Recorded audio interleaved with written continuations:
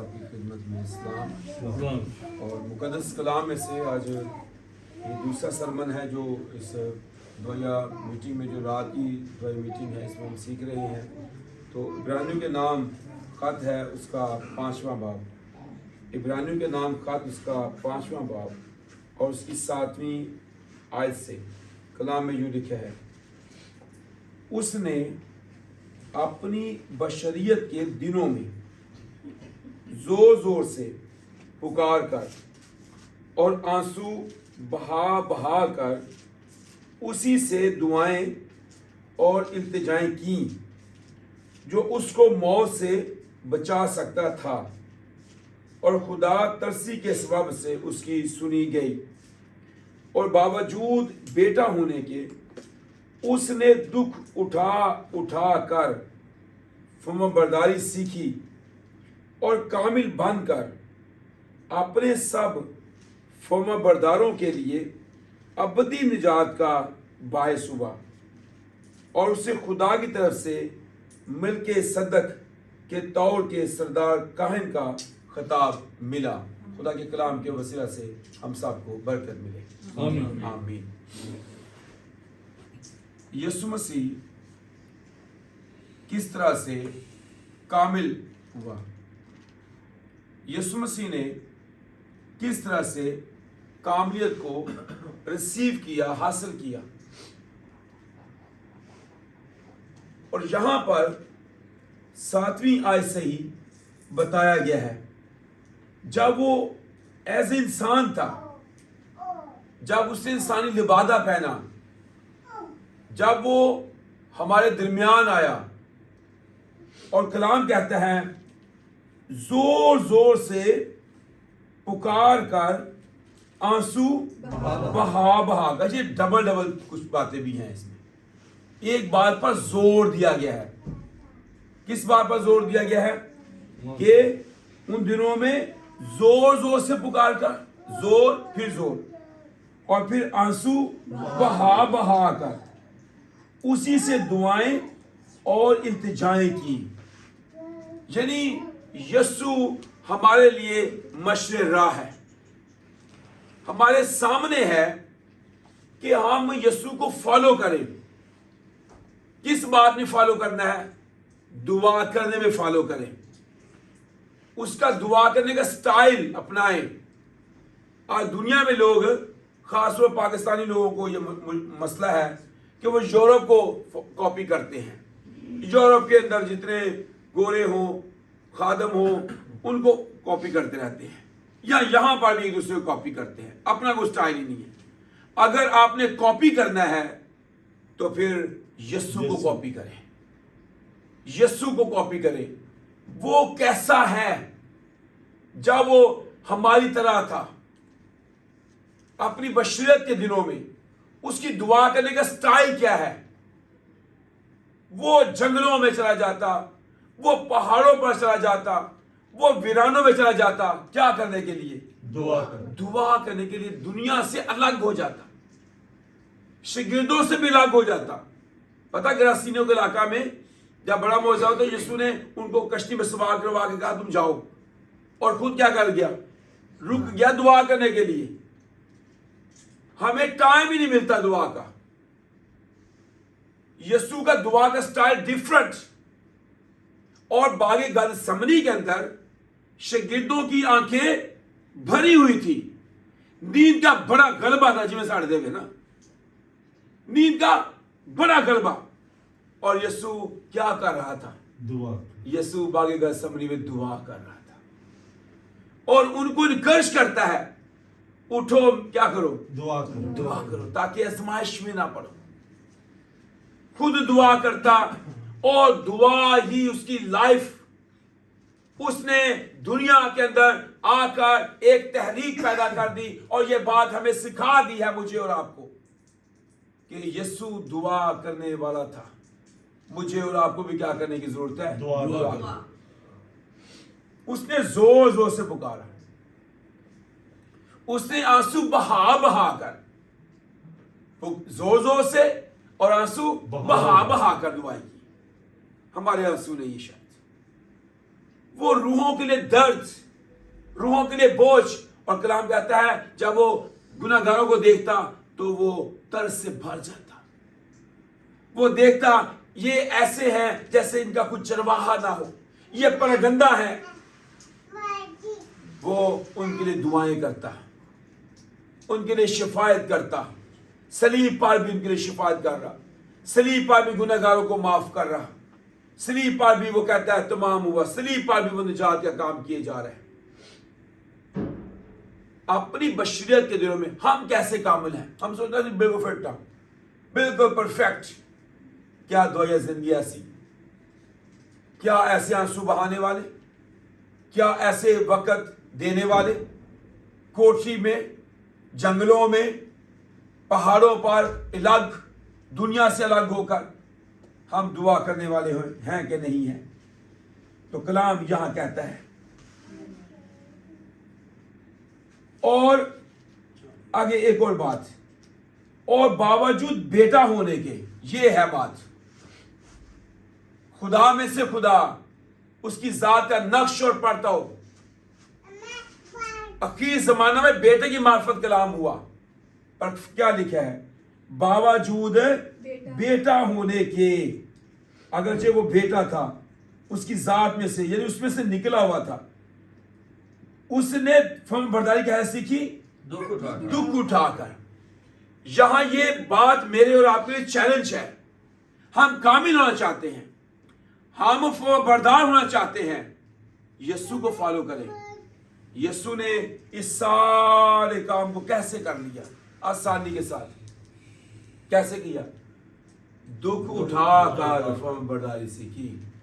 دکھ اٹھا کر, یہاں بھی ڈبل ہے, اٹھا کر. ہم دکھ نہیں اٹھاتے. اصل میں جو فرمان برداری ہے وہ دکھ ہی کا نام ہے. فرمان کو بجا لانا. برداری کا مطلب کیا ہوتا ہے؟ کسی بوجھ کو اٹھانا. برداری بوجھ ہے. تو فرمان کیا ہے؟ حکم. اس حکم کو اٹھا کے پھرنا. اٹھا کے پھرنا. کیا ہم اٹھا کے پھر رہے ہیں؟ یسوع نے فرمان برداری سیکھی دکھ اٹھا کر. دکھ اٹھایا, فرمان برداری سیکھی, ابدی نجات کا باعث ہوا. اور خدا سے آگے کیا لکھا ہوا ہے؟ خدا کی طرف سے, ہاں جی, اور ابدی نجات کا باعث ہوا. ابدی نجات کا باعث. خدا چاہتا ہے کہ ہم گنہ گاروں کی نجات کا باعث بن جائیں. کیا میں کسی گنہ گار کی نجات کا باعث بنا ہوں؟ کیا کوئی گناہ گار میرے وسیلہ سے نجات پا گیا؟ کیا میری دعا کا حصہ کوئی گناہ گار؟ کیا میرے پاس کوئی لسٹ گناہ گاروں کی؟ کیا یسوع جیسی محبت, یسوع جیسا ترس میری زندگی کے اندر؟ تو پھر تو لوگ نجات پائیں گے. پھر تو ہم اس کے فرمان کو اٹھا کے پھریں گے. جیسے یرمیہ کہتا ہے, میں اسے ضبط کرتے کرتے تھک گیا ہوں, اب مجھ سے رہا نہیں جاتا. ہمارے اندر تو ضبط, کیسا ضبط ہے؟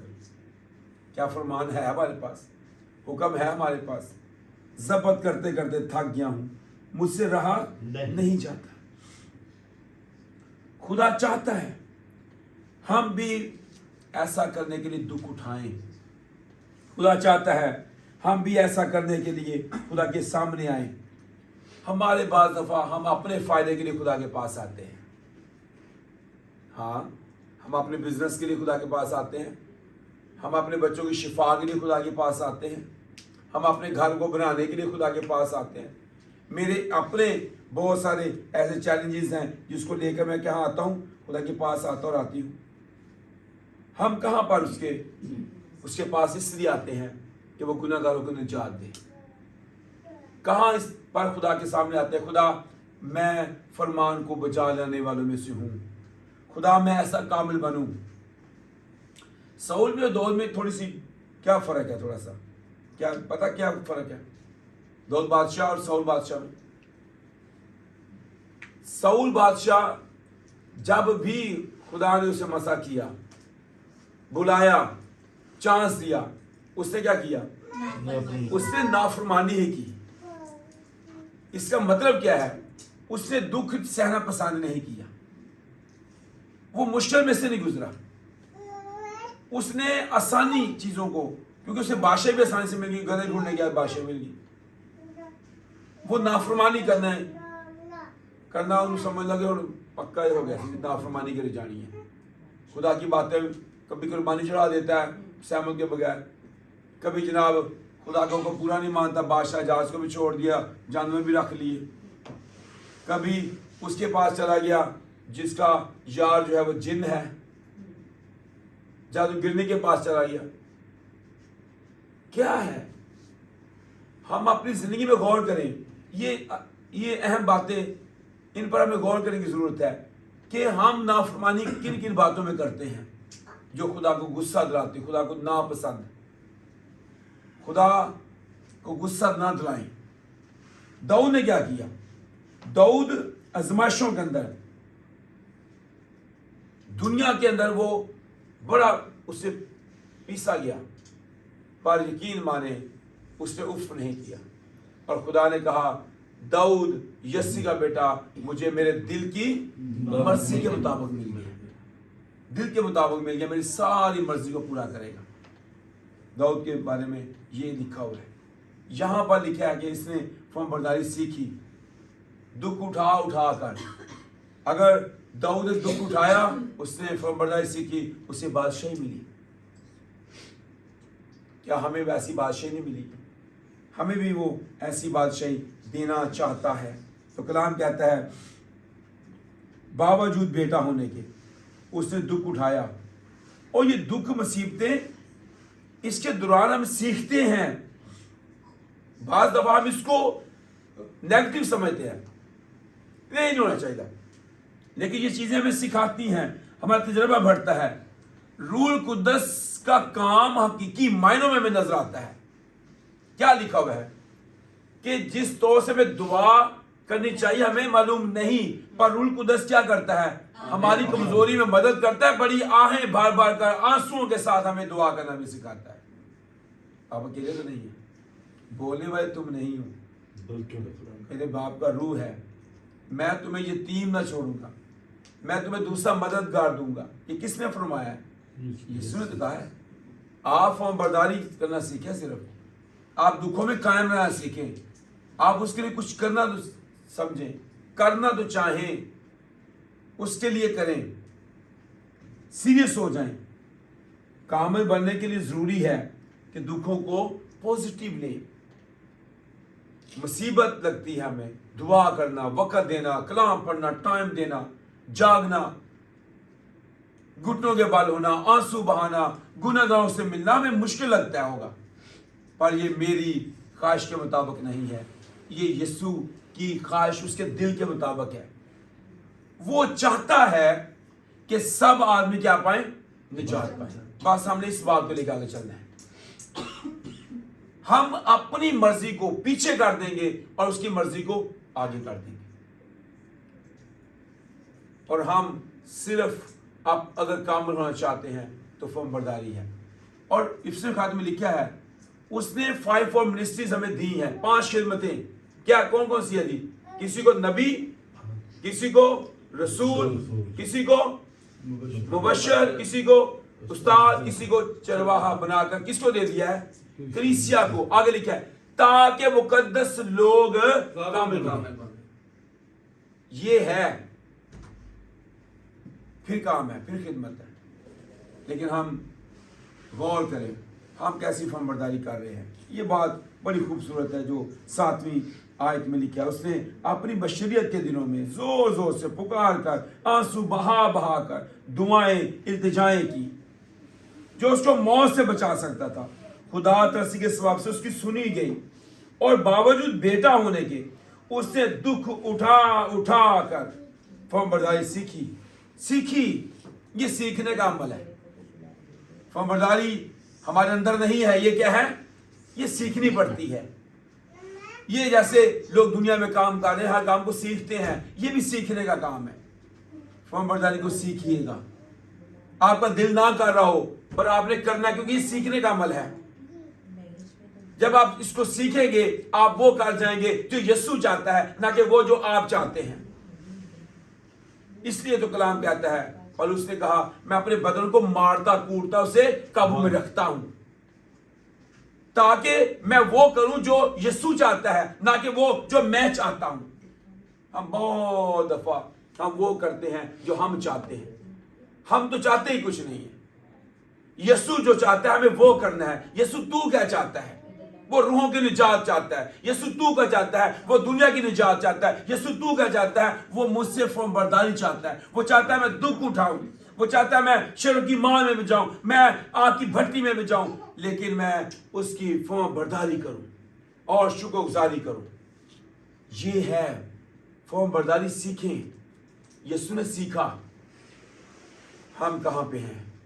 हम दुनिया के कामों को सीख रहे हैं, उसमें एक्सपर्ट हो रहे हैं, उसमें हमारा तजुर्बा बढ़ रहा है, और खुदावंद के लिए तजुर्बा हमारा नाकाम है। अगर आप अपने तजुर्बे को खुदावंद के कदमों में रख देंगे, वो उसको मल्टीप्लाई करके बरकत दे देगा। अगर उस रात पतरस अपने आप को उसके सामने ना रखता, उसका तजुर्बा फेल हो चुका था। रात को मछलियां आती हैं, रात को मछलियां पकड़ी जाती हैं, रात की मेहनत, रात का तजुर्बा, मछेरे, जद्दी पुष्टि काम, कारोबार, तजुर्बा। अब मछलियां भी यहां नहीं है, लेकिन खुदावंद है। मछलियां वहां ना हो पर खुदावंद वहां है, उसका हुक्म वहां है, उसकी फर्माबरदारी करना है, उसके हुक्म को मानना है। और कहा कि तेरे कहने से जाल डालते हैं, उसके कहने से कुछ करें। खुदावंद तेरे कहने से है, खुदावंद तेरे कहने से। और उसके कहने से तो रोशनी बन गई, उसके कहने से जमीन और आसमान बन गया, सूरज चांद सितारे बन गए, हवा के परिंदे बन गए, समंदर की मछलियां पैदा हो गई, चुपाए पैदा हो गए, दरख्त पैदा हो गए, नये रसगर नये अकबर पैदा हो गए उसके कहने से। अब तेरे कहने से जाल डालते हैं। और ये किया, और मछलियों का एक बड़ा गोल वो घेर लिया। अपने शरीकों को बुलाया, आओ हमारी मदद करो। मेरे अजीज बहन भाइयों, फर्माबरदार हो जाए। अगर फर्माबरदारी सीखेंगे तो आप नाकाम नहीं होंगे। आपका एक्सपीरियंस आपको नाकाम कर सकता है, आपकी तालीम दुनिया की नाकाम आपको कर सकती है, लेकिन यीशु को फॉलो करते हुए यीशु की तरह फर्माबरदारी सीखे। दुख उठा कर भी अपने आप को पीछे कर दे, अपनी मर्जी को पीछे कर दे, अपने तजर्बे को पीछे कर दे, अपने बड़ेपन को पीछे कर दे, अपनी हर चीज को, वो खुद ही घमंड कुछ भी है उसको पीछे कर दे। यीशु को मौका दे, खुदावंद के कलाम को मौका दे, उसकी बात को मौका दे, उसके हुक्म को उठा ले, उसका हुक्म उठाए फिरे। वो मैं उसके लिए लादू हो जाऊं, मैं उसके लिए ऐसा लादू हूं कि वो मुझ पर सवार हो, उसका हुक्म मुझ पर सवार हो, मैं उसके लिए अवेलेबल हो जाऊं, मैं उसके लिए लादू हूं। खुदावंद मुझ पर सवार हो, उसका हुक्म मुझ पर हो, और मैं उसको बांटने वाला हो जाऊं, जगह जगह बांटने वाला।